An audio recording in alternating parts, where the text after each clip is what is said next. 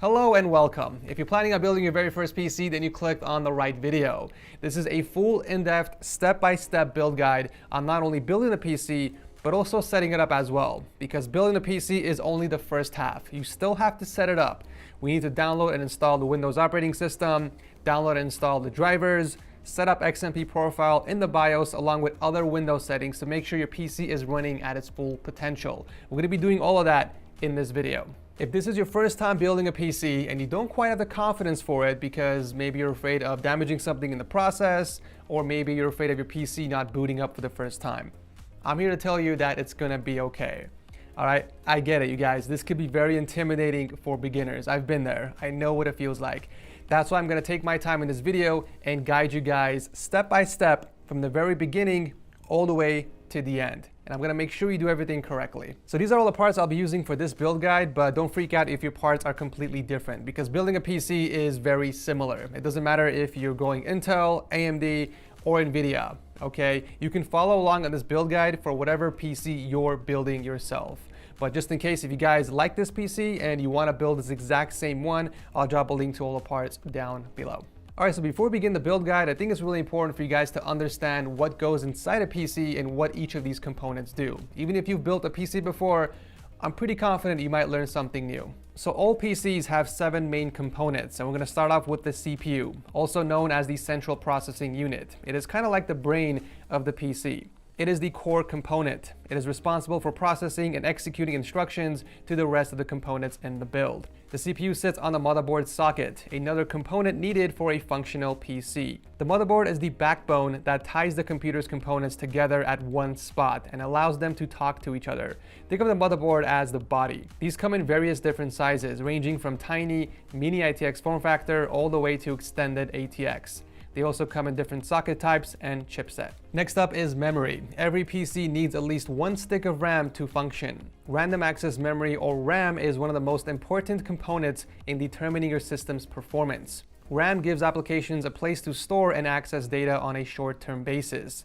It stores the information your computer is actively using so that it can be accessed quickly. The frequency of the memory is just as important as the CL timing. Depending on your budget, you always want to go for the highest frequency possible with the lowest CL timing on memory, especially if you're building an AMD PC.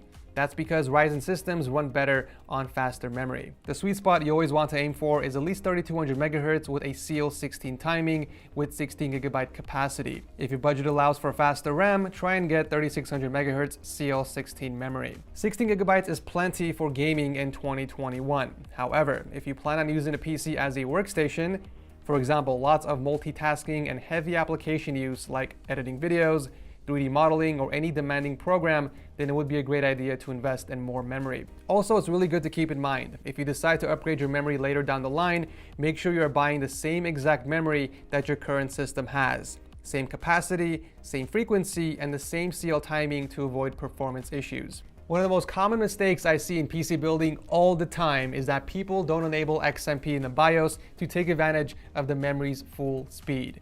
Your memory by default is running at half the frequency. In order to take advantage of the performance, you have to go into the BIOS and manually turn it on. If you want to check and see yourself if your memory is running at its full speed, go into your task manager, go into performance, click the memory, and check the speed of your memory. If you've always wondered why your PC is underperforming or running a lot slower than other PCs with similar specs, then 99% of the time it means that your XMP is not enabled in the BIOS. But don't worry, I'm going to show you guys how to do it correctly at the end of the video. It's kind of like buying a high refresh rate monitor and not going into the settings and changing it, because by default, most monitors come out of the box with a 60 Hz refresh rate. You have to actually go into the display settings and change the refresh rate yourself. Pretty much the same concept here. All right, moving on to the CPU cooler. A CPU cooler is optional in most cases. A lot of AMD CPUs come with a cooler already included.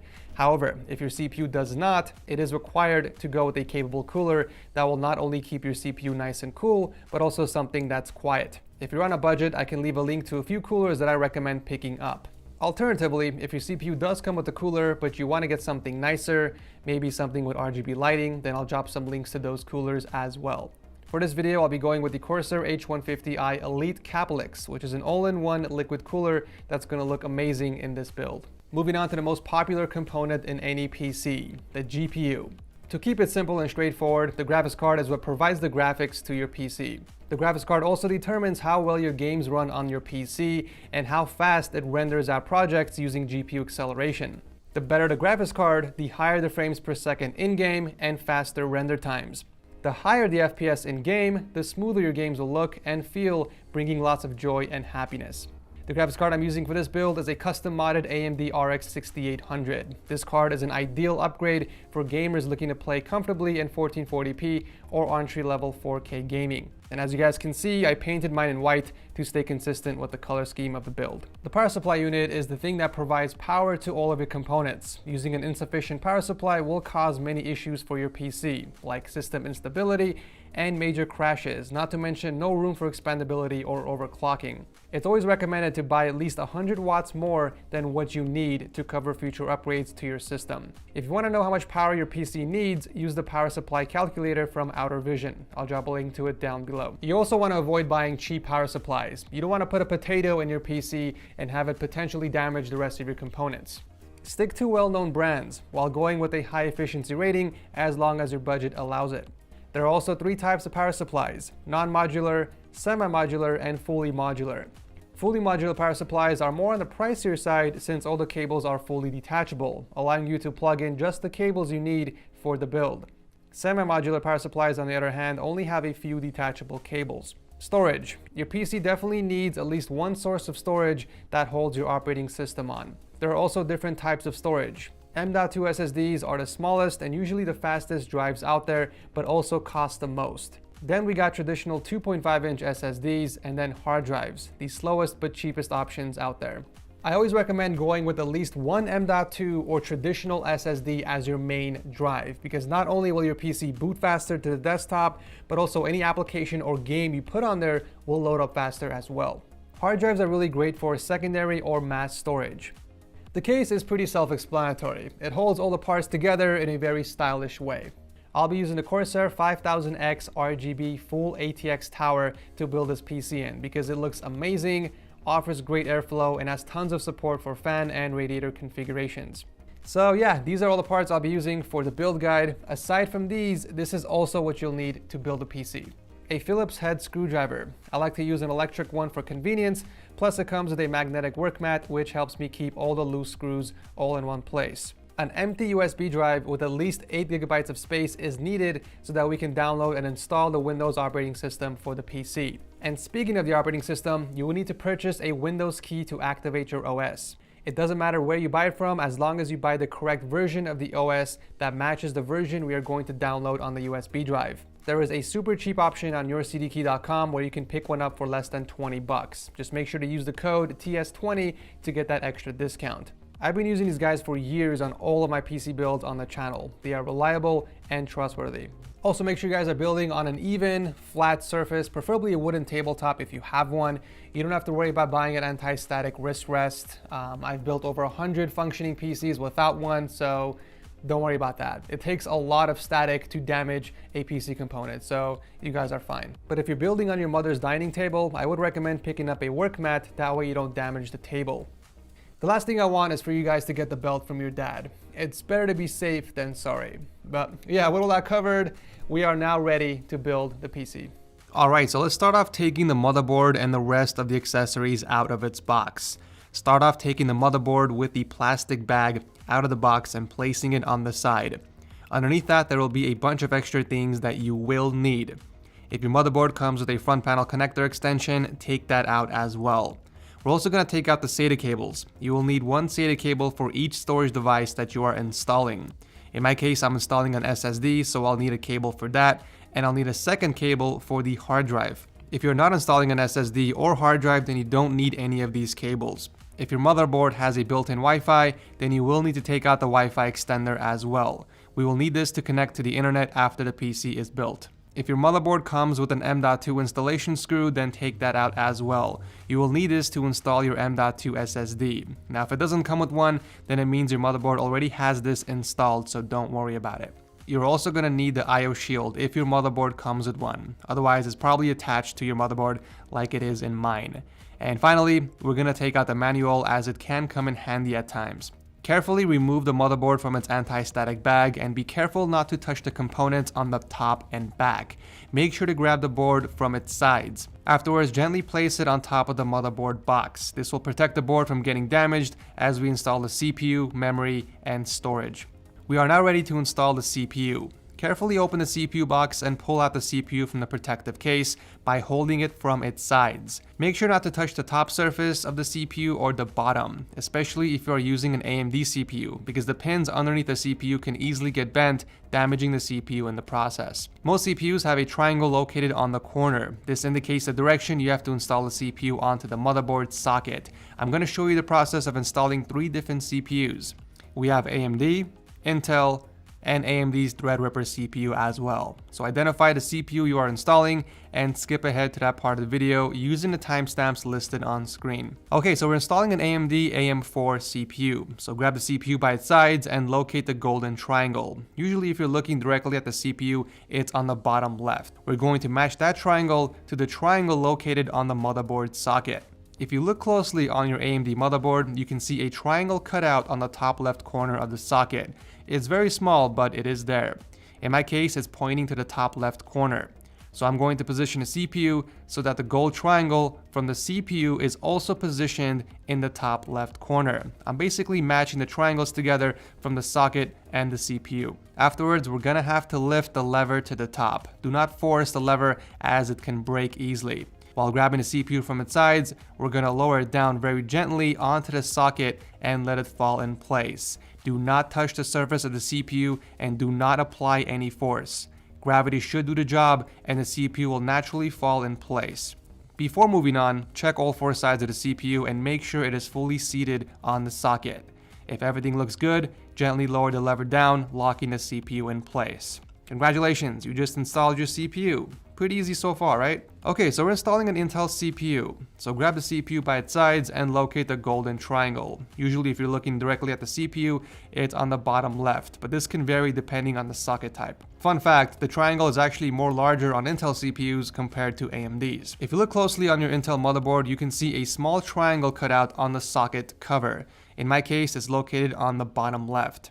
We're going to position the CPU so that the gold triangle from the CPU is also positioned in the bottom left corner. We're basically matching the triangles together from the socket and the CPU. Afterwards, we're going to slide the lever to the right and up to open the socket. While grabbing the CPU from the sides, we're going to gently lower it down onto the socket and let it fall in place. Do not touch the surface of the CPU and do not apply any force.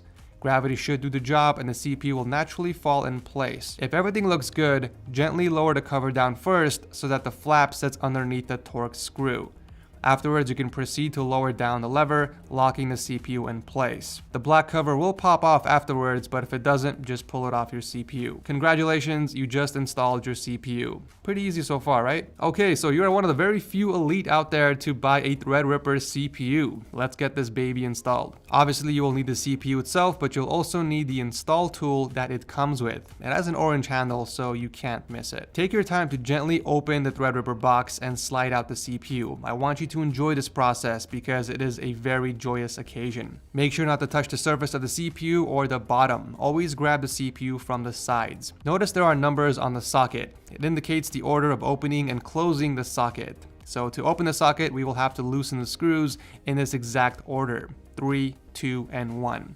Okay, we are now ready to install the CPU. Grab the torque driver and start loosening up the socket in the order indicated. We're going to start from 3, then move over to 2, and finally socket number 1. The socket will spring open, so don't freak out. Go ahead and grab both of the blue tabs on the top and pull them up. We're also going to remove the gray protective piece that's on the socket. Now this part is a little tricky. You have to gently slide in the CPU against the rails, but make sure to do it slowly so that it doesn't derail and pop off the bracket. Here's another angle of the installation. We are starting from the top and slowly sliding the CPU down against the rail. Once the CPU is safely on the bottom, we are ready to lower the CPU down onto the socket. While you're holding down on the blue tabs, lower the entire CPU down until you hear it click. Then we can lower the top bracket. And as you're holding it down, we can tighten the bracket in place by going backwards. Remember we did 3, 2, 1 to open it. Now we're doing 1, 2, 3 to lock it. Make sure to tighten each screw all the way until you hear the tool click. Don't be afraid to use some force until you hear the click. That's it, you officially installed a Threadripper CPU. Congrats. Pretty easy so far, right? Okay, we are now ready to move on to the memory installation. Most mainstream motherboards have 4 DIMM slots, one for each memory stick you are installing. If you're installing 4 memory sticks, then you can just fill up all the slots, but if you're installing 2, then you will need to install them in the correct slots to take advantage of dual channel. Most boards will have a diagram labeled right on the motherboard next to the DIMM slots. This will tell you what slots you need to occupy first. If it's not labeled on your motherboard, you can find it in your manual. So if you're installing 2 memory sticks, you need to install the first stick in slot A2 and the second stick into slot B2. First thing we need to do is remove the tabs on the slots that you are going to install the memory in. So if we're installing 2 memory sticks, for example, we are going to open up the tabs from slot number 2 and slot number 4. Every memory stick has a gap in the middle, as you can see here. We are going to align the gap on the memory to the notch on the DIMM slot. Once we have the correct orientation of the RAM, lower the memory stick down and apply firm pressure to snap it in place. If you successfully install the RAM stick, then the tabs on the sides will be closed. So double check your memory and make sure all the sticks are properly seated. If your motherboard has 8 DIMM slots, then just follow the same process for each one.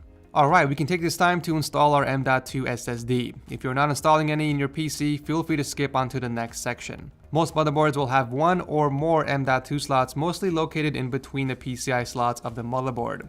In some cases, your M.2 slot can be behind your motherboard as well. This is very common in smaller form factor motherboards. You always want to install your M.2 SSDs on the top slot. Some M.2 SSDs come with its very own heatsink. As you can see here, the Corsair MP600 does have one in fact. But the motherboard has an M.2 cover already installed, so unfortunately, you can't use both. You have to make a decision and decide what you want to go with.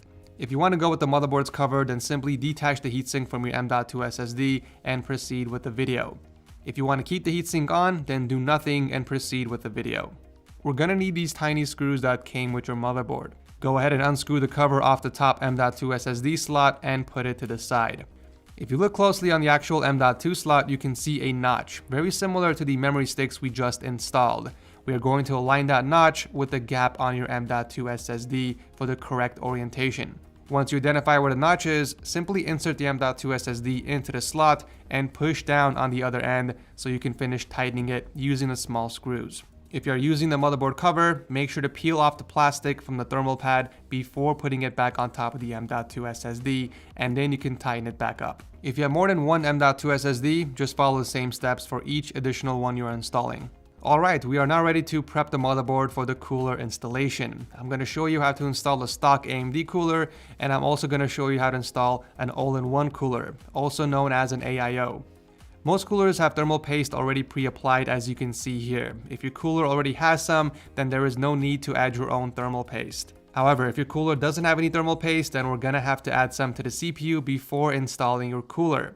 Thermal paste is really important to help transfer the heat from the CPU to the cooler. Without it, the CPU will overheat and can potentially get damaged.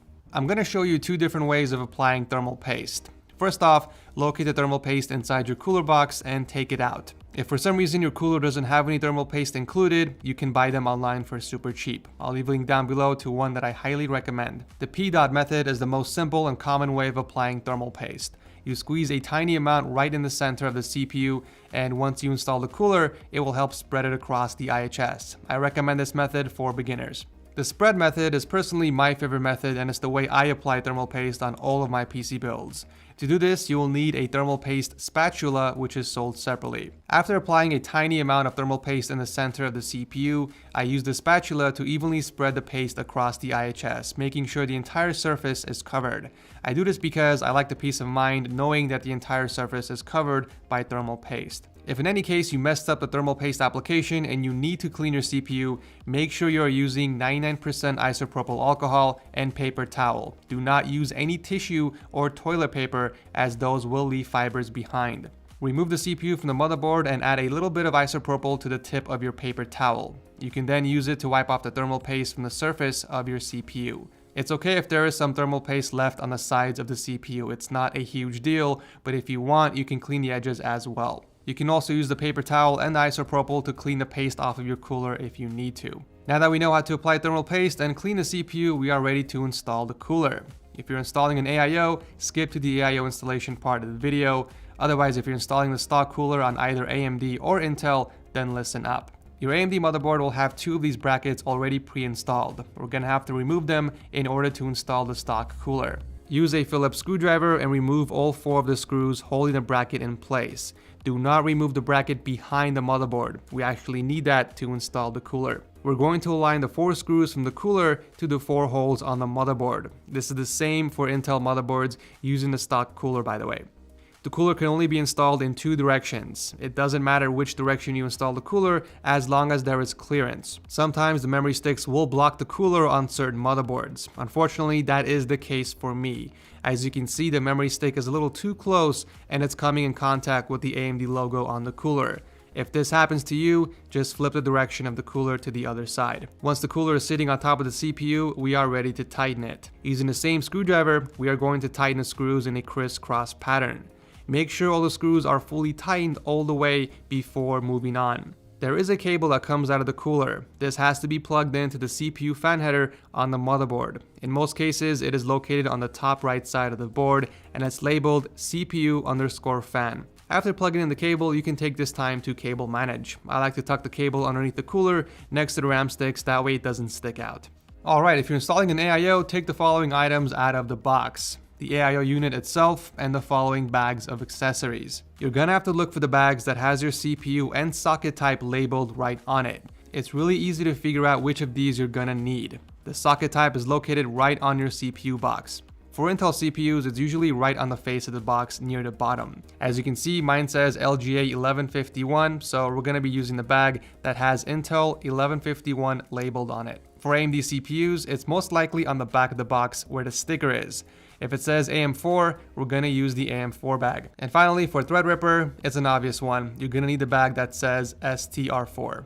For the sake of the video, we are going to use the bag that says AM4 since I'm using an AM4 CPU. You will need to take out the mounting brackets along with both of the tightening screws. You're also going to need to take out the other bag that has all of the installation screws. Locate the pump of your AIO and take off the protective cover. Whatever you do, just make sure not to touch any of the thermal paste that's already applied on there. If you do, you might have to wipe it off and apply some new thermal paste. If you're using an Intel CPU, then you can keep the same bracket on, but if you're using a different CPU like AMD or even Threadripper, then you're gonna have to take that bracket off. Remember the bag you selected earlier with your socket type written on it? Well, you're gonna need to use those brackets with your AIO. If you're using a different cooler compared to mine in this video, then you might have to attach the brackets to the pump using screws that they provide. But this specific cooler that I'm using in the video doesn't require any screws and I can just slide them on as you can see. As always guys, for more information, refer to the manual of your AIO that you're installing.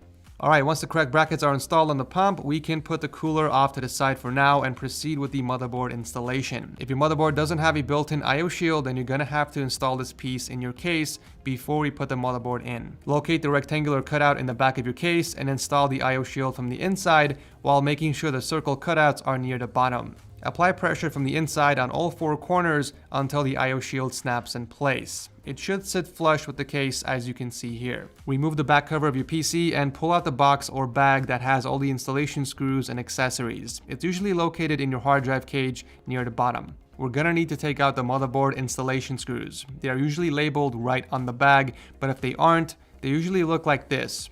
You will need 1 screw for every hole in your motherboard. The number of holes depends on the size of your motherboard. As you can see, my motherboard has 9 holes, so I will need 9 screws. Unless there is a peg standoff in the middle of the case, in that case you will need 1 less screw. So before you install the motherboard, we gotta make sure the case has standoffs. In most cases, the standoffs are already pre-installed, but if yours doesn't come with any, then you have to put them on yourself. This is what the standoffs look like, and you will need 1 for every hole on your motherboard, because these standoffs are what the motherboard gets secured onto. Once the standoffs are installed in the correct places, you are ready to put in the motherboard. Make sure to lay your case flat on your desk. Grab the motherboard by its sides and gently lower it down onto the case while making sure the IO shield in the back goes in first. Make sure to align the holes on the motherboard with the standoffs on the case. You can go ahead and secure the motherboard to the case by using the motherboard screws. Alright, so before we continue any further, we have to figure out the fan configuration of your PC. And if you're using an AIO, we have to figure out the orientation of that as well. Let's start with the fan configuration. And to help illustrate this, I'm going to show you an empty case. So the rule of thumb here is that you always want to have neutral pressure in your case. This means the air pressure in the case is equal to the air pressure outside of the case. Usually this means the same amount of intake and exhaust fans. If that's not possible with your fan configuration, then you should at least aim for a positive pressure. This means more air is being pushed into your case than being pulled out. What you don't want is negative pressure.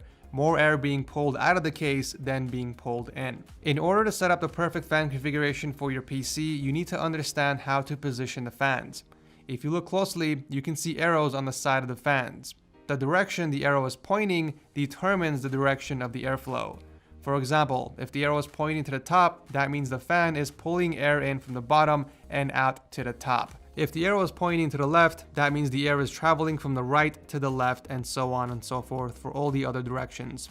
A lot of fans out there actually don't have any arrows on the sides. In that case, you have to look at the fan and determine which direction the airflow is. Always remember this term: faces suck. The face of the fan is always where the air is getting sucked in from. So if the face is on the right side, then the direction of the airflow is right to left. If the face is on the bottom, then the direction of the airflow is bottom to top, so on and so forth. Here is what I recommend for your fan configuration using however many fans you have. If you have only one fan, I would place it in the front of your case for intake, and I would place it somewhere in the middle, that way the air goes through your GPU and escapes from the top. For two fans, it's pretty simple. One for intake and one for exhaust. You can place the exhaust on either the top or the rear of your case. The choice is yours. For triple fans, I would place two fans as intake and one for exhaust. Again, either on the top or the rear of your PC. Four fans is also really simple. Two in the front for intake and two for exhaust. I would place one on the top and one on the rear for aesthetics. If you have five fans, I would place three as intake in the front and two as exhaust. And finally, if you have six fans, you can place three in the front as intake and the rest as exhaust. Now, if you have more than six fans, just follow the same concept as above to make sure the pressure is balanced in your case. If you have an AIO or an all-in-one cooler, the same concept applies. The only difference here is that you would have a radiator in the front or the back of the fans. And we'll get more into the AIO orientation in a little bit. You never want to mount intake on the top because hot air rises. Intake should always be on the bottom of your case or in the front. And in some cases, like the Lian Li, you can even mount it towards the back. Exhaust fans should always be on the top or the back of your case. The absolute minimum amount of fans I would recommend in your PC is at least two. If you can get four, that would be great, but the very minimum, try and get at least two fans in your case, one for intake and one for exhaust.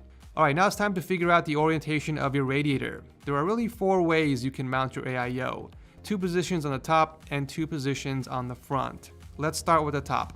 This is the most common way of installing an AIO. Not only is it the most aesthetically pleasing, in my opinion of course, but it's also a great way to prolong the life of your AIO. You can have the tubes running down from the right side of the case or the left side. It depends on your preference. However, whatever you do, make sure that the tubes from the pump are facing the right side if you can. As you can see in this video, I have the tubes running down from the right side and into the right side of the pump. In my previous build, I had the tubes running down the left side, but the tubes from the pump are still on the right. If you're installing the radiator in the front of your case, then listen up, because there is a wrong way of doing this that can damage the pump and shorten the lifespan of your AIO. To start off, you can position a radiator with the tubes coming out from the bottom. Now, this is the safest method in prolonging the life of your AIO, but this is also the ugliest method. If you're building inside a closed side panel case, then I would recommend going with this method since you can't really see it from the outside anyways. But if you're building a good looking system, I would avoid this and flip the radiator so that the tubes are coming out from the top. If you're doing it this way, just make sure the pump is below the top of the radiator. If the pump is above the radiator, then that means the air will get trapped into the pump, making it difficult to push the liquid through the loop, and this can damage and shorten the life of the AIO. So to recap, this method is safe as long as the pump is below the top of the radiator. Position number 1 is the safest. Position number 2 is okay but not recommended. Position 3 is not recommended as it can damage the pump and shorten the lifespan of your AIO. Now that we figure out the best position of the AIO, there are different ways you can mount it with the fans. Either the fans in the front or the fans in the back. And this will mostly depend on your preference and the case design. You can also do a push and pull configuration with the fans in the front and back, assuming you do have the extra fans to support this. In this case, the fans in the front are pushing air through the radiator while the fans in the back are pulling them, hence why it's called a push and pull configuration. Go ahead and select where you want to install your radiator, either in the front or the top. If you're just installing fans, then skip to the fan portion of the video. Alright, so you decided to install the radiator in the front of your case. If you have fans in the front of the case like I do, it makes sense to install the radiator in the back, that way you are not covering the fans in the front. Some cases have a removable bracket like the one I'm using in this video, which makes it really easy to install a radiator on. Just find the thumb screws that are holding it in place and remove them. That way you can take off the entire bracket, install the AIO, and then put it back in. But if your case doesn't have a removable bracket, then continue on with the video. Carefully remove the front panel of your case and the dust filter if there is one. Run the cables through the case and out the back. You can use these longer screws to hold the fan in place temporarily. Once you have all the fans hooked up in the front temporarily, bring in the radiator from the back slowly while making sure the fans don't move around. While you're holding up the radiator with your beefy arms, you have to tighten the screws from the front. This part is really difficult and it's pretty hard to do by yourself, so if you can find someone to hold the radiator for you as you tighten the screws from the front, that would be great. Otherwise, just hang in there. Once all the fans are hooked up to the radiator, you are ready to move on to the next step, so please skip over to the following timestamp. Alright, so you decided to install the radiator on the top of your case. The best fan configuration for this would be exhaust, so the face of the fans are going to be visible from the bottom. We're going to install the fans on the radiator first, so grab your fans and place them flat on the radiator so that the front of the fans are visible. You also want to make sure to position the cables towards the back, that way you can run the cables through the back of the case once installed. Make sure to align the fan holes with the holes on the radiator. You're going to need 4 of these longer screws with 4 washers for each fan you are installing. So if you're installing 2 fans, you'll need 8 of each. If you're installing 3 fans, you will need 12 of each. Insert the washer through the long screw and slide it through the fan. Make sure you're not over tightening these. Once all the fans are hooked up to the radiator, we are ready to install this in the case. We're gonna need 4 of these smaller screws for each fan that we installed on the radiator. Go ahead and remove the top panel of your case and the dust filter if you have one. Obviously your case may vary, so just remove whatever part you have to in order to get access to the top mounting bracket of your case. It's a lot easier to run the cables from the fans through the cutout near the top of your case before bringing in the radiator. Once all the cables are through the case, I like to grab onto them from the opposite side and pull on them as I bring the radiator in. That way none of the cables are stuck inside the case. So while you're holding onto the radiator with your other hand, use your main hand to screw the radiator in place. It's a great idea to tighten 1 screw on the top left and 1 screw on the bottom right. That way you can at least hold up the radiator while you finish screwing in the rest of the holes. As I mentioned before, we don't need to apply thermal paste since the cooler already has some, but if you need to apply thermal paste, go back and watch this part of the video.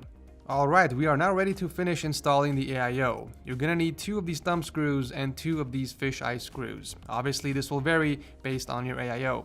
Insert the fisheye screw from the bottom and the thumb screw from the top, but don't fully tighten it just yet. Do the same thing for the other side.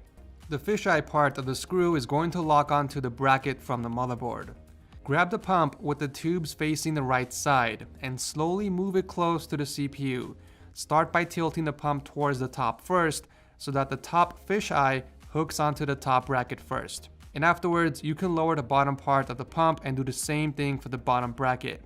Once both brackets are hooked on, you can proceed to tighten them. Just make sure you are tightening them evenly.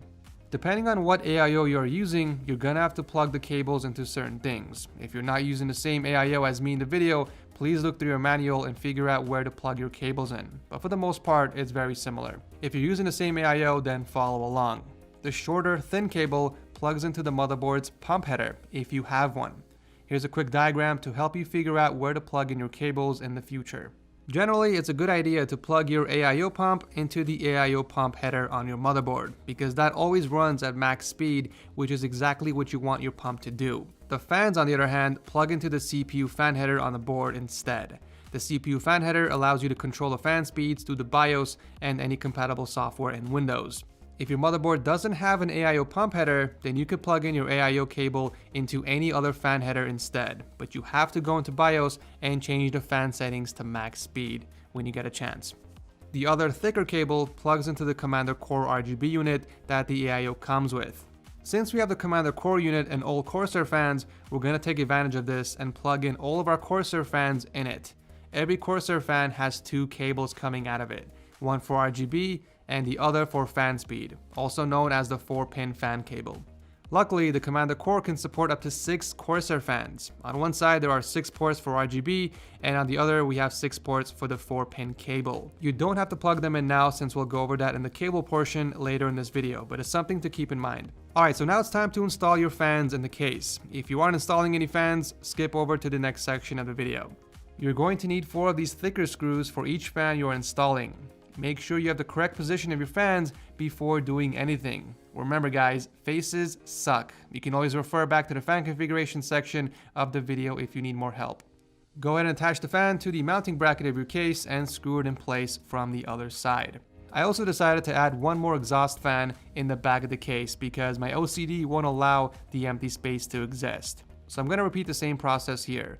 I'm going to run the cables through the case first and then attach the fan on the back. As I'm holding it with my right hand, I'm going to use my left hand to screw the fan in place from the back. You guys are doing great so far. Keep it up. Alright, so now that we have all the fans installed, we are ready to hook up the power supply. So go ahead and take that out of the box along with a bag of zip ties and screws. We're also going to need the main power cable, so you can put this aside for now. And finally, the bag of disconnected cables, unless you're using a non-modular power supply, in which case all the cables are already hooked up to your power supply. So we need to figure out what cables you're going to need, so let's go over them real quick. So the first and mandatory cable you're gonna need is the 24-pin ATX cable. This provides power to the entire board. It is the biggest cable, so it's also hard to miss. The next cable you will need is the EPS cable, which sends power to the CPU socket. Every motherboard has at least an 8-pin EPS socket that is usually located on the top left. Some boards also have an extra 4-pin, and others might even have an extra 8-pin. You don't need to plug in all the cables, you just need the 8-pin EPS that delivers up to 235 watts of power to the CPU, which is more than enough even for light overclocking. You shouldn't worry about the extra EPS sockets unless you are using a high core count CPU like a 10 core or higher, and if you're planning on doing heavy overclocking. Otherwise, the single 8-pin is more than enough. Now, if you have the extra APS cables from your power supply, then it's always best to plug that in regardless. I mean, if you have them anyways, might as well use them. You're also going to need a PCIe cable. This provides power to your graphics card. It's usually labeled PCIe on the connector itself. Your power supply always comes with at least one of these PCIe cables, and it's usually split into 2 8-pin cables, as you can see here. So you should have a total of 16 pins. In order to find out how many you need for your graphics card, you have to locate the PCI connector on it and count the number of holes it has. As you can see, my graphics card has 2 8-pin connectors for a total of 16, so one cable is all I need. The rest of the cables are optional. They are not required unless you have devices that need these cables. A Molex cable is needed to supply power to certain devices. This could be anything from non-RGB fans to fan hubs or other devices with a 4-pin. If anything has 4 pins that can plug into these, then you're gonna need this cable for your build. This next cable is also optional, but it's actually more commonly used in PCs. This is the SATA power cable, and it also provides power, but to SATA-based devices. This is commonly used to power AIO pumps, fan hubs, and storage devices. You're going to need one SATA connector for each SSD and hard drive you are putting in your PC. Usually one cable is enough since it has 3 or 4 SATA plugs on it. If you're not using a fully modular power supply, go ahead and skip over to the next section of the video. Okay, so now we are ready to plug in the cables that we need for the PC. Every power supply cable will have labels right next to the connectors so that you know where to plug these in. Don't worry about plugging these cables in the wrong way because all of these plug in only one way. You can't mess this up even if you tried. So let's start off with the easy one, the 24-pin ATX cable. Grab the side that is split into 2 separate connectors. Keep this in mind, by the way. If you see the words PSU or type labeled on the side of the connector, that is the side that plugs into the power supply unit. As you can see, my cables have the words type labeled on the side, so I know that these plug into the power supply. Make sure the clip is facing the hole on the power supply before connecting it. Afterwards, just double check the clip and make sure that the cable is plugged in all the way. Next, we can install the EPS cables. The side labeled CPU goes into the motherboard, and the other side plugs into the power supply. This cable goes into the socket labeled either CPU, EPS, or 4+4 CPU. In some power supplies like mine, the EPS and PCI cables have the same connection on the power supply side, so it doesn't really matter where you plug these in. Just make sure to count the number of pins and match that with the number of holes in the power supply. And finally, the Molex and SATA power cables all plug into the part labeled peripheral and SATA. All of these connections have a 6-pin connector, and that's how you're able to tell the difference.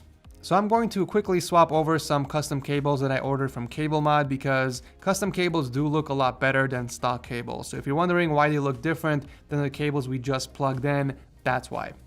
Alright, now it's time to install the power supply in the case. Most power supplies are located on the rear back side of the case. You'll need to remove the rear side panel to gain access. If you're using a case that allows you to remove the power supply bracket on the back, then go ahead and take it out and install it on the back of your power supply.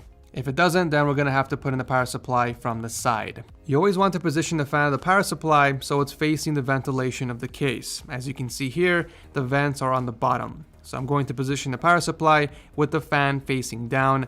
That way you can pull in fresh cold air from the bottom. But we do have a slight issue here. As you can see, the hard drive cage is a little too close to the power supply and there isn't enough room for the cables. You might run into the same exact problem. So what we're going to do here is we're going to move the hard drive cage over to the left. In most cases, you are able to remove or reposition the hard drive cage. There are usually a few thumb screws holding it down. You just have to loosen those and then you can move the hard drive cage over or completely remove it if you're not installing any hard drives. As you can see, now we have extra space for the cables. In the bag we pulled out earlier from the power supply box, you will find 4 of these screws. These are needed to secure the power supply to the case from the back. Now before we get into the fun stuff, which is plugging in all the cables, we should take this time to plug in our storage devices. Go ahead and select what storage device you are installing in your PC. If you're not installing anything, skip over to the following section of the video. Before we install the hard drive, it's important to understand what cables are needed and how to plug them in. So the connections on the hard drive are located in the back. The smaller SATA cable plugs into the smaller port. The larger SATA power cable plugs into the larger port in the back. Very simple. The other end of the black SATA cable plugs into the SATA port on your motherboard, often located on the right edge of the board, usually underneath the larger 24-pin. I'll talk more about this later in the video. Alright, so now that we know how to plug in a hard drive, we are ready to install that inside the case. Locate your hard drive cage, which is usually on the bottom underneath the power supply cover. Go ahead and pull out one of the hard drive trays from the back. There are 2 ways you can hook up your hard drive to the tray. The first method is by using the 4 holes on the tray. You would just need to align these with the 4 holes on the back of the hard drive and screw them in place using these tiny screws. The second method is the one I prefer since it is the easiest and it doesn't require any tools. So there are 4 pegs attached on the inside of the tray, as you can see here. You just have to insert these pegs into the holes located on the side of the hard drive. Just insert one side of the hard drive in first and then the other. Make sure the connectors of the hard drive is facing towards the back, by the way, so that you can plug in the cables easily once you install this back inside the hard drive cage. Afterwards, you can slide the hard drive tray back into the drive cage and plug in the cables. Installing the SSD is pretty much the same as the hard drive. You can also install the SSD in any hard drive tray if you don't have any additional SSD trays. You just align the holes from the tray with the back of the SSD and you screw it in place. If you don't want to install it in a hard drive tray, you can install it in an SSD tray instead. These are smaller trays specifically designed for SSDs. Most cases do come with at least one SSD tray and others come with multiple. It's also very easy to spot. In most cases, they are attached on the back of the case, and in some other cases, you can find them on the top of the power supply shroud instead. Make sure the connectors are facing the back of the tray and align the SSD so that the screw holes are visible from the opposite side. You're going to need these smaller screws to secure the SSD to your tray. The smaller SATA cable plugs into the smaller connection port in the back of the SSD.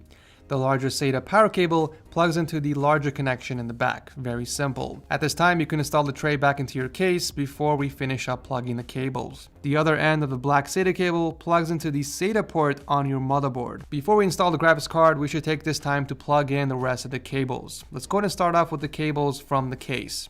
These cables are often grouped up together in the back of your PC, so go ahead and locate them and separate the cables. We're going to start off with the easy ones. Grab the cable that looks like this.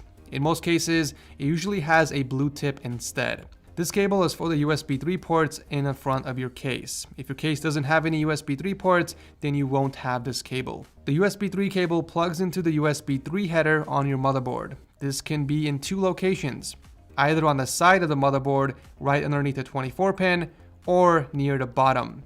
It is labeled JUSB 3. You're going to make sure the notch on the connector aligns with the gap from the port. Be very careful plugging this in, as you can easily bend and damage the pins. Also make sure that the cable is all the way in. If you have any additional USB ports on your case, then you'll also have this cable. It will have the words USB written right on the tip. This cable plugs into the USB header on your board, which is usually on the bottom. You can spot which header it is by the JUSB header. In most cases, if your board has multiple headers, then there will be a number next to it, like JUSB 1 and JUSB 2. It doesn't matter which one you plug it in, just make sure the pins match with the holes on the cable. You can also just have the words USB facing the top before you plug it in. If for any reason you don't have enough USB headers on your motherboard, you are going to need to buy an extension hub. This is very common on a lot of boards where they only provide you with one USB header. So if you have devices that require 2 or more, then you have to buy an adapter. If you just need one extra USB hub, I would buy this one. It costs only $8 and it will give you an extra USB hub. You would just have to plug this into your only USB header on your motherboard. Now, if you need up to 3 more, then I recommend going with this one instead. It also plugs into your USB header, but it will give you an extra 3 ports. Personally, I would recommend buying this regardless, because if you decide to upgrade your PC later down the line, you will have the extra ports there just in case you need to use them. I'll drop a link to both of these down below. The next cable we are plugging in is labeled audio. This is to connect the front audio and mic jack connectors from your case to your motherboard so that they can be used. This cable plugs into the audio header on your motherboard, usually on the bottom left corner. It is labeled JAUD1. Make sure the pins match with the connector before inserting it in. Another way to remember this is by having the words from the cable face the top and make sure the cable is all the way in. If you have any USB-C ports on the front panel of your case, then you will have a USB-C cable as well, which looks like this. The cable plugs into the USB-C header on your motherboard. This can either be right underneath the 24 pin or somewhere near the bottom of your motherboard. The port looks like this, and it's usually labeled USB 3.1 or U31. There is no wrong way of connecting this cable, as it goes in both ways, just like my friend Harry.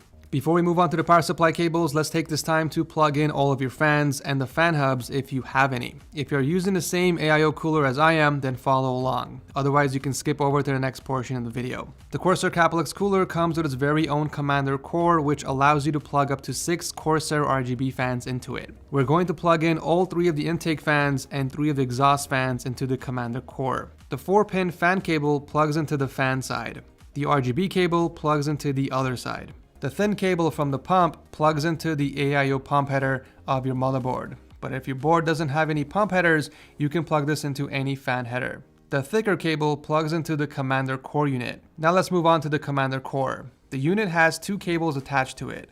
The one that's labeled USB plugs into the USB header on your motherboard. Remember where that was? It's located on the bottom of your board, usually labeled JUSB 1, JUSB 2, and so on, depending on how many you have. The other cable is a SATA power cable. This plugs into the female SATA power cable from the power supply. If you're not using the same cooler, but you still have 6 fans to connect, then you can use the integrated fan hub behind the case. It's pretty much another Commander core unit built in. The concept is the same. You plug in all of your 4-pin fan cables on the fan hub located on the left, and the RGB cables on the RGB hub on the right. Any additional fans you have in your case need to be plugged into the fan headers of your motherboard. Any of these headers will work for your case fans. However, if your motherboard doesn't have enough headers for all of your fans, you will need to buy a fan hub. I'll drop a link below to a few I personally recommend. This will give you more fan headers to plug in all of your fans in the case. If you need up to 5 extra headers, I recommend picking this one up. It costs only $8 and it will give you the option of plugging in up to 5 fans. You just need to plug in the other end to any of the fan headers on your motherboard. If you need more than 5 extra fan headers, then I would recommend going with this option instead. However, keep in mind that in addition to plugging the other end to a fan header on your motherboard, you would need to supply power to it using one of your Molex cables. The last set of cables we're plugging in from the case are these tiny pins. You will either have all of these or only some of them. These cables plug in the JFP1 header on the bottom of your motherboard. If you look closely, this header has a total of 9 pins. There are 4 on the top and 5 on the bottom. Remember that and look at this diagram for additional help. We can start with the power LED plus and the minus cables. The power LED plus plugs into the very first pin on the top row. The power LED minus plugs into the second pin from the top row, right next to the plus. Next, grab the power SW cable. This connects the power switch from your case to the motherboard so that you can use it. This one plugs in right next to the previous cable in pins number 3 and 4, but make sure the words are facing down. Here's what the top row should look like from the bottom. As you can see, we have the power LED plus and the minus followed by the power switch with the words facing down. Now we are going to move down to the second row of pins. Let's start off with the HDD LED. Just like the previous cable, we are going to flip this upside down so that the text is facing down, and we're going to plug this into pins number 1 and number 2 from the bottom row. The last and final cable we are plugging in is the Reset SW. This connects the reset switch from your case to the motherboard. If your case doesn't have a reset switch, then obviously you won't have this cable. So this cable plugs in directly next to the HDD LED in pins number 3 and number 4 in the same direction. Make sure the words are facing down. Here are what your cable should look like from the bottom. As you can see, we have the HDD LED first, followed by the Reset SW. Pretty simple, right? Now we are ready to plug in the rest of the cables from the power supply. Let's go ahead and start off with the big boy cable, the 24 pin.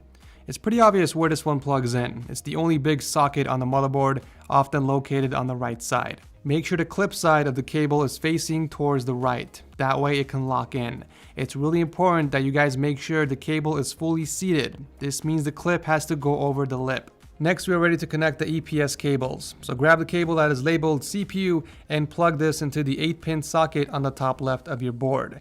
Again, make sure the clip sits over the lip to avoid any issues with your system. On some other boards, the 8-pin EPS socket is located on the right side, but it's always near the top of the motherboard. If your motherboard has an extra 4-pin connector, you can plug that cable in as well if you want. It's not required, but if you have the extra cable for it, might as well. You should be able to split one of your extra 8-pin EPS cables in half, converting it into dual 4-pin cables. If your power supply doesn't have the extra 8-pin EPS cable, then don't worry about it. Your PC will still function normally without the extra cable. If your motherboard has dual 8-pin EPS connectors and you do have an extra 8-pin EPS cable, then go ahead and plug that in. But once again, if you don't have the extra 8-pin EPS cable, then it's fine. Your PC will still function normally. You just won't be able to do any heavy overclocking. Take this time to plug in any of your storage devices that you might have missed. Remember, the SATA power cable plugs into the larger port behind your SSD or hard drive, and the smaller black SATA cable plugs into the smaller port. The other end of the SATA cable plugs into the SATA port of your motherboard, usually located on the bottom right. Also, if you have any devices that require a Molex cable, plug those in right now as well. We don't have any for this specific build, so I'm going to skip this portion. If you have any RGB devices, you will need to plug these into the 3-pin or 4-pin RGB headers on your motherboard. Make sure to count the number of holes from your cable before plugging anything in. The number of holes must match the number of pins on your motherboard. And finally, we are ready to install the graphics card. Make sure you are installing the GPU on the highest PCI slot on your motherboard for the best performance. We're going to remove the PCI bracket from the back of the case that corresponds with the top PCI slot. Depending on how thick your card is, you might have to remove additional PCI brackets. For most mainstream GPUs, you would just need to remove only 2 PCI brackets.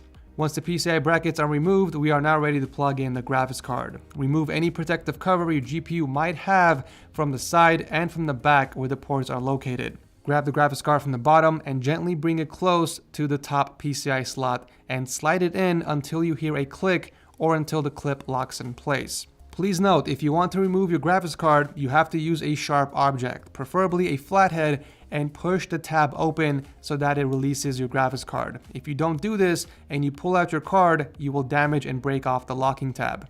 If your GPU is sagging a little bit, you can use your other hand to lift the GPU up while you tighten the thumb screws in the back. If you have any PCI-based devices like a sound card, capture card, or an SSD, you can use the same process and install this as well. Remove the PCI bracket from the back and insert your PCI device into any available PCI slot on your motherboard. Last but not least, we are ready to plug in your graphics card cables. Grab the cables labeled PCIe and plug them into the graphics card. However many pins your GPU has needs to match the PCI cables you're plugging in. As you can see, my graphics card has two 8-pin connectors, so I'll be plugging in two 8-pin PCI cables. Make sure to position the clip towards the lip before connecting them, and once again, make sure they are fully inserted. Alright, so this is what your PC should look like. All the components are connected and ready to go. Honestly, you guys deserve a pat on the back because this was a lot of work. I'm proud of you, but we're not done yet. We still need to install Windows, download the drivers, and the most important thing you can do for your PC, enabling XMP profile, which I'll go over later in this video. Before we work on cable management, we need to make sure that our PC boots. So go ahead and plug in the big power cable that came with the power supply in the back and switch the power supply to on. The switch indicator should be on the straight line. Go ahead and plug in your monitor to the HDMI port in the back of your graphics card along with a keyboard and mouse. Whatever you guys do, do not use a DisplayPort cable until you install the drivers. Hit the power button and stand by. If your monitor turns on and displays something, then it means your PC is working. Nicely done. You can move on to the next step. But before that, go ahead and turn the PC off by pressing the power button. If for some reason your monitor doesn't show anything, then it most likely means you forgot to plug something in. I would go back to these parts of the video one by one and watch it again. And if all else fails, we need to troubleshoot the PC. I have a great video on this, which I'll link down below. So now that we know where all the cables plug in, we can work on the cable management. Feel free to disconnect the cables and route them in any way you like so that the cable management looks nice. I recommend using lots of zip ties or Velcro straps to group the cables together, and if your case has a raceway built in, take advantage of that and route the cables through that. Once you are satisfied with the cable management, you can close off the back with the side panel. If you have a clear side panel, make sure to peel off the plastic beforehand. If your motherboard has built-in Wi-Fi, you can plug in the Wi-Fi extender from the back. Now before we turn the PC on, we need to load the operating system on a flash drive. So go ahead and find a laptop or another PC that has access to internet and plug in the flash drive into that. So go ahead and visit the Microsoft website and download the Microsoft Installation Media Tool. After it's downloaded, go ahead and launch the program and follow the on-screen instructions. Make sure to accept the terms and hit next. We're going to select the option that says create installation media and then hit next again. On this page, just make sure the correct language is selected for your country before hitting next again. Over here, we're going to select where we want to install the operating system on. So we do have a flash drive plugged in. We're going to select the flash drive option. And on the next page, go ahead and select the flash drive that's connected to your PC and hit next one more time. Please note that this will erase everything from your flash drive. Afterwards, just sit back and relax while Windows downloads the OS onto your drive. After it's complete, you can pull out the flash drive and move on to the next step. Okay, so now we're ready to install the operating system on your new PC. So make sure to plug in the USB drive from the back of your motherboard. Go ahead and hit the power button on your PC to turn it on. The PC will immediately recognize the flash drive and it will take you to the installation page. If you have a CD key, make sure to post it here before moving forward. However, if you don't have one, you can click on the I don't have a product key, but you will have to activate Windows sooner or later, otherwise you won't be able to use the PC properly. Wherever you guys buy your key from, just make sure you are buying the correct version. The version of your key must match the version of Windows you are installing. For example, on the next page, you have to choose what version of Windows you want to install. This version has to match the version of the key you are purchasing. I always recommend going with Windows 10 Pro, but the choice is yours. So go ahead and select the version you want to install and hit next. Make sure to accept the license terms and hit next again. Over here, we're going to select the custom option. This next page will show all of the drives you have connected to your PC. If you have two storage devices plugged in, you should have two options. If you're missing a storage device here, then it means you forgot to plug something in. Refer back to this section of the video to double check if you did everything correctly. As I mentioned before, I recommend installing the operating system on your fastest drive. So if you have an M.2 SSD or a regular SSD, make sure to choose those over your hard drive. You can also format your drives on this page. Select what drive you want to completely erase and click on Format. This will wipe the drive clean for a fresh start. After you select which storage device you want to install the operating system on, click on Next and wait for Windows to do its thing. This process can take a few minutes up to 30 minutes depending on how fast your storage is. The PC will restart a few times and it will eventually bring you to this page where you have to finish setting up Windows. So just go through every page and fill out the necessary information until you get to the desktop screen. Now we need to install the drivers and enable XMP profile, which is the most important thing to ensure you're not losing out on any performance. If your PC doesn't have internet access, then take out the USB drive and go find a PC or laptop that does, because we need to download the drivers onto the USB stick. We're going to open up a browser and visit your motherboard's website. Just type in the name of your motherboard on the search bar and visit the manufacturer website. Then we're going to visit the support or download section, and we're going to download the following drivers if they are listed. If they're not listed, then it means your motherboard doesn't support it. Now, if you're using either an AMD CPU or an AMD graphics card, then we're going to download the Auto Detect software from AMD's page. I'll leave a link to this down below. This will automatically detect what AMD component you have, and it will install the correct and updated driver for your CPU or your graphics card. If you're using an NVIDIA graphics card, you need to download and install GeForce Experience. Once again, I'll drop a link to it below. And finally, if you're using an Intel CPU, you can find the chipset driver in your motherboard support section. Once all the files are downloaded, transfer it to your USB drive and plug it in your new PC that you just built. Open the folder and transfer all the files to your desktop. Do not install the files from the USB. Sometimes it can mess up the files. So some of these are a bit tricky to install if you're new to all of this. Once you open the files, you're going to always look for the file name with the words setup on there. Double click the file and extract if necessary. And once it's done being extracted, double click on the setup file again and follow the instructions. Do this for all the files you have downloaded. You might have to restart your PC a few times during this process, but once all the drivers are installed, we are ready to enable the XMP profile. Enabling this ensures that your memory is running at its advertised speed, in which most cases brings extra performance to your PC, especially if you're on a Ryzen system. So go ahead and restart your PC and continuously hit the delete key on your keyboard until you get into the BIOS. We're going to navigate and find the section of the BIOS that says either tweaker or overclocking. You might have to go into advanced mode. It's usually F6 or F7, but it's always displayed somewhere in your BIOS. We're going to look for extreme memory profile. All you have to do is enable it and set it to profile 1. Some motherboards like Gigabyte have the option to optimize XMP. If your board has that option, make sure to enable it. Afterwards, go ahead and hit F10 and save the settings. Once you're on the desktop, we're going to make sure that XMP is enabled. So right click on your taskbar and click on Task Manager. Over here, go into Performance, then Memory.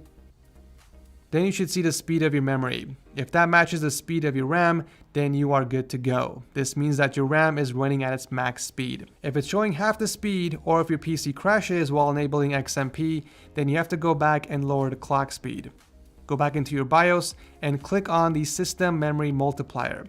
I would recommend lowering the frequency by 200 MHz. So if you're using 3600 MHz memory, I would lower it to 3400 MHz. Hit F10 and save and check your frequency again. I would do this process until you find a stable XMP setting, but if your PC keeps crashing, then it means your memory isn't on the QVL with the motherboard. In other words, it's not compatible. If that's the case, go back into your BIOS and just disable XMP profile and hit F10 to save and quit. Now let's configure your power plan. Once you're back on the desktop, click the home button and type in power plan.